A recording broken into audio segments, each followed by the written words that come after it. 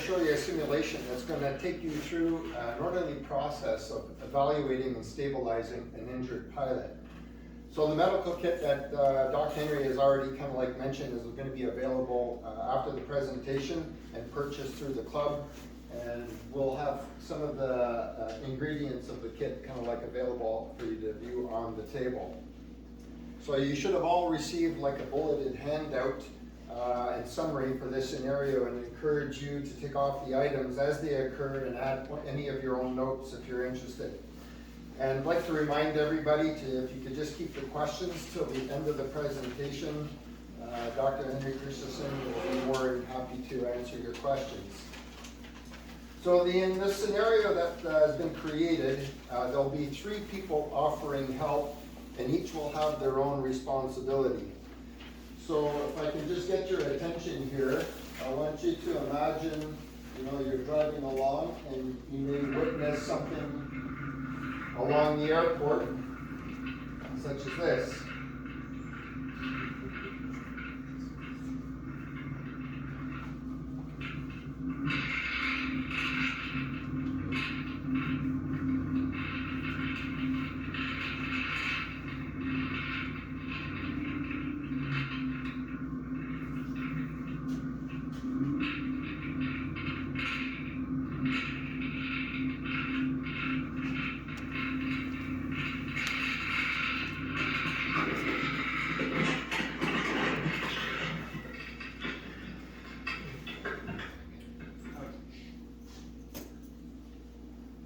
So our story begins when the pilot and his wife are driving along and see an airplane in trouble and crash, similar to what you've just witnessed on the screen here. So the plane was losing altitude and spirals into a wooded area. So they drive closest to the area where they lost sight of the aircraft, and the injured pilot is lucky that another pilot was driving by who attended the ground school medical course offered by the Bancroft Flying Club. I wish we had the medical kit from that course. We'll call 911. This is 911. State the nature of your emergency. We just saw a plane crash and are going to help. Where are you located? We are on Highway 62 South, about 1 kilometer north of Mara Road. It crashed on the east side. We have a silver Honda CRV. We will leave our forward flashers on. We'll dispatch an ambulance to your site. If there's more than one person injured, call me back. So as they go towards the injured pilot, they find him injured and bleeding. The pilot is not responding. The passenger was not so lucky as you witnessed in this incident here. So they drag the injured pilot from the airplane to a safe, flat, and covered location away from the aircraft. The wife finds an emergency kit in the plane and grabs it, and she opens the emergency kit and removes the field medicine notes with a paper and pen. He must have taken our ground school before. He is one of the club's emergency kit. How lucky is that? I saw the plane crash and rushed right over. How can I help? My husband just hurt his back yesterday. Could you drag the victim to a safe, flat location? I would be happy to do that. I'm going to use a shoulder drag because we don't know if there has been a neck injury. I will read out the instructions. My husband will carry out the steps, and maybe you can record what happened.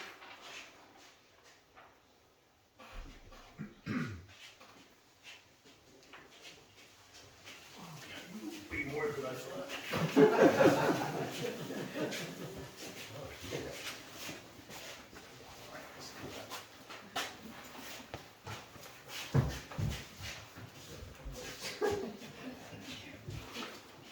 I will record what happens and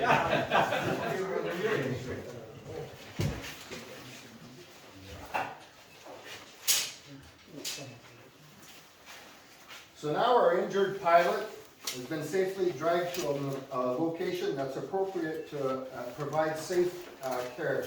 So our scene now shifts to that location. I'm glad it has the kit, put the notes in it, along with the paper and pen to record everything. My heart is racing. I don't know what to do first. Doc Henry said to take a deep breath and get control of yourself first. This is very scary. Yes, it is. I will read you the summary of what to do. I'm glad it's all on one page so we can follow the point form. Okay, A is for airway. Position the head with a jaw thrust. Okay, so instead of arching the neck, if it's got a neck injury, I don't want to do that. So instead what I do is I just grab the bone back here and I do a jaw thrust to bring his jaw up. That way I've opened the airway if it was closed and I have not disturbed his neck. So the jaw thrust is right behind here.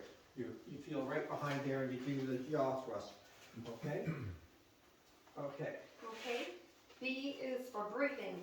Check mouth for air movement and feel chest for movement. Okay, so when I check for breathing, there's two things I want to do. I want to know if air is moving out of his mouth and if his lungs are moving. So the easy way to do that is put my ear to his mouth and feel his chest. So what I'm feeling for is, listening for his air moving, and I'm seeing if his chest is moving at all. Okay, so that's how we check for breathing. He seems to be breathing. C is for circulation. Check for pulses in his neck, groin, or wrist. Okay, so when you're checking for pulses, I remember Doc Henry telling us this. And so we have a muscle that goes diagonally across our neck at the front, and right in front of that muscle is the carotid artery, and that's where you're going to pick up your best pulse. And so you feel for that carotid artery right there, and now at this stage, you should never use your thumb because your thumb has a very dominant pulse. And so if you use your thumb, you could be feeling your own pulse. But still, in the excitement and the adrenaline of the motion, you may indeed be still picking up your own pulse. So the way I recommend you do that is to put your hand where you think the pulse is and put your other fingers on your other wrist right here where your radial artery is. And so when you do that, you can see if the two pulses are the same pulse or they're a different pulse. The other places you can feel for a pulse is in the groin.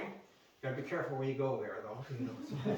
At any rate, I feel fortunately a good pulse there.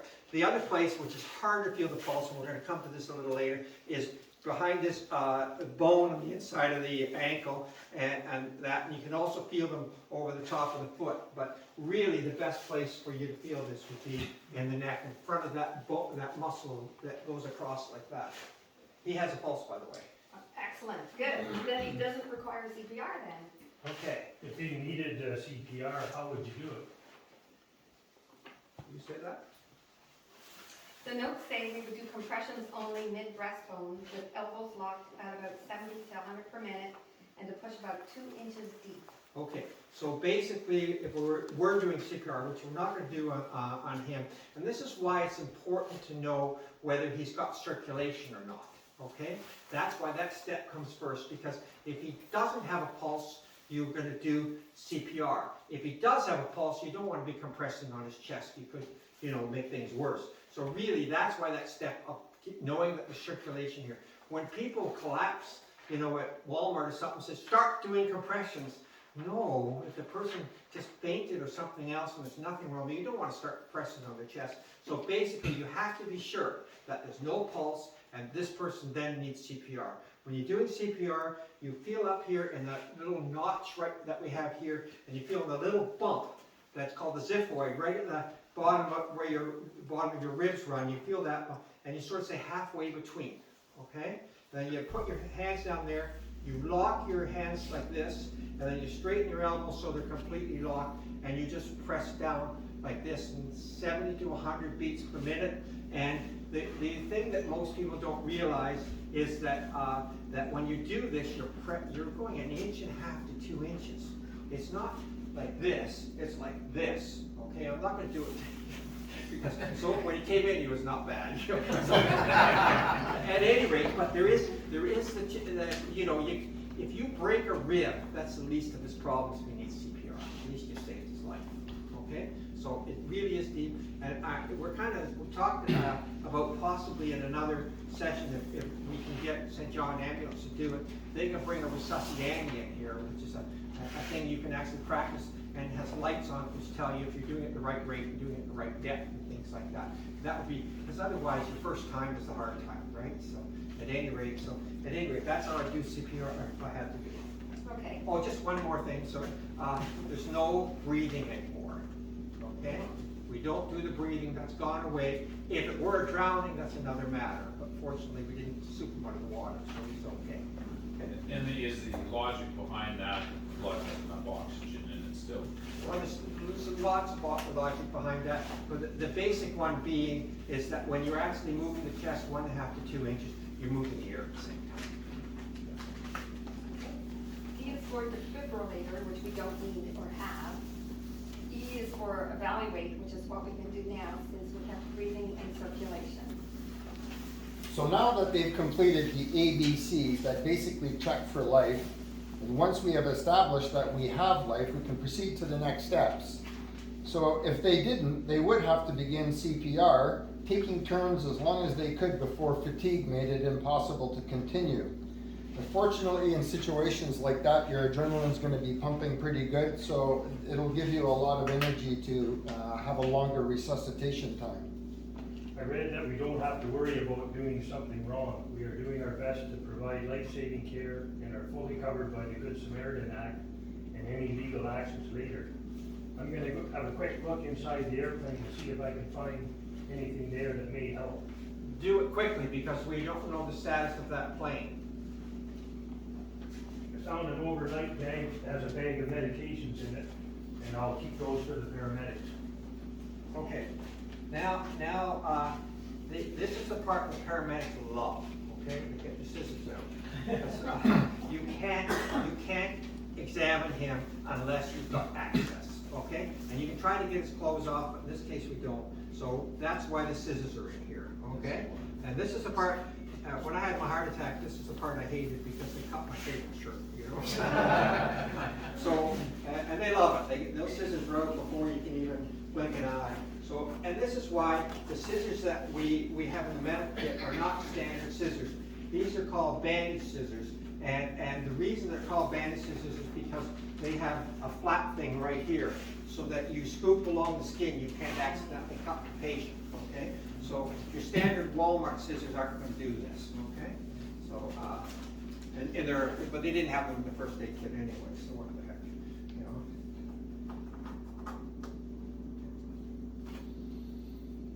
Oh, he's got tough pants here. Patches. Okay. It's just a poor farm. Yeah. Okay. Okay. Nice socks. Actually, that's exactly a great point. These have no place being on his feet right now. I could cut those too, but that would drive the expenses up a bit. Systolic branding means you're bleeding. Okay. Okay, he has some minor oozing in his left leg down here, but the blood just began to spurt in his right arm. Just to put pressure on the heart side of the wound. Okay, so if we look here, and we did this on this side so you can see this, the spurting is coming from right here, so if I'm going to put pressure on this, I'm going to put it on the heart side, okay, because artery blood's going in this direction, okay? It's still spurting. Put a tourniquet on the heart Okay, side. so one of the things that that they have in some first aid kits, but never enough, are these triangular bandages, which that most people use for a shoulder, but they're we don't use them for that. We use them for everything else. But you can't. They're inexpensive and they're used a lot. Okay, so I'll just take this, and this time we're using it. You see it used for other things. We're using it as a tourniquet. Okay, so I've got this tourniquet.